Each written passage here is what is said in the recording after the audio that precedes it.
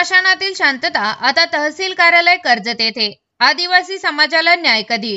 Advocate doctor Arun आबा जाधव, कर्जत।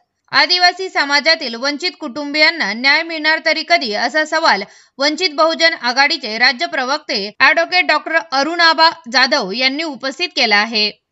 पाटेवाडी खंडोबा वस्ती, तालुका कर्जत, जिल्हा अहिल्यानगर येथे राहणारी बीबी शायनाज पवार गेल्या 50 वर्षापासून आपल्या कुटुंबासह त्या ठिकाणी मोलमजुरी करून उपजीविका भागवत होती।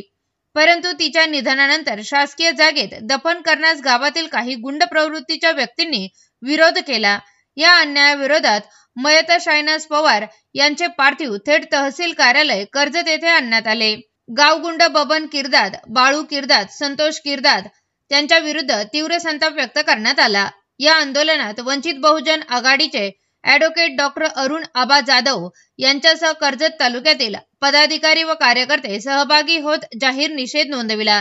यामध्ये सोमनाथ भैलुमे, संजू शेलार, विकास समृद्ध, पोपट शेटे, तुकाराम पवार, भाऊसाहेब जावळे, ललिता पवार, शीतल पवार, चांगदेव अप्पा सरोदे, डी सेना पवार, रामचंद्र खंडागळे, संतोष चव्हाण, ऋषी गायकवाड, रंगीशा काळे आदींचा समावेश होता।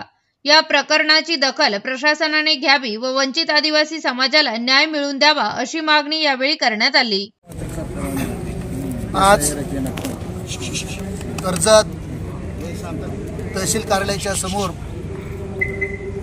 वंचित बहुजन आघाडीच्या वतीने या ठिकाणी बीबी शायनाज पवार वय 65, पाटेवाडी, तालुका कर्जत, जिल्हा अहिल्यानगर येथील महिलेला 2 दिवसापूर्वी मयत झालेले महाराष्ट्र शासनाच्या जागेमध्ये गेल्या अनेक दिवसापासून आदिवासी समाज त्या ठिकाणी अंत्यविधी करतो।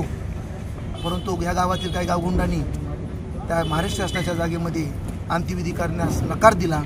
त्यामुळे या ठिकाणी आम्ही ती प्रत्यक्ष डेड बॉडी घेऊन कर्जत तहसील कार्यालयाच्या समोर आलो।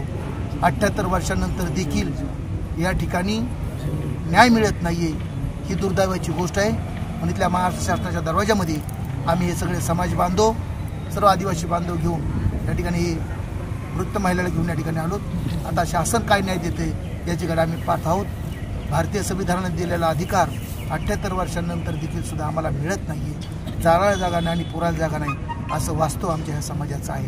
या ठिकाणी एवढीच भूमिका मांडतो, या सगळ्या घटनेचा मी जाहीरपणे निषेध करतो।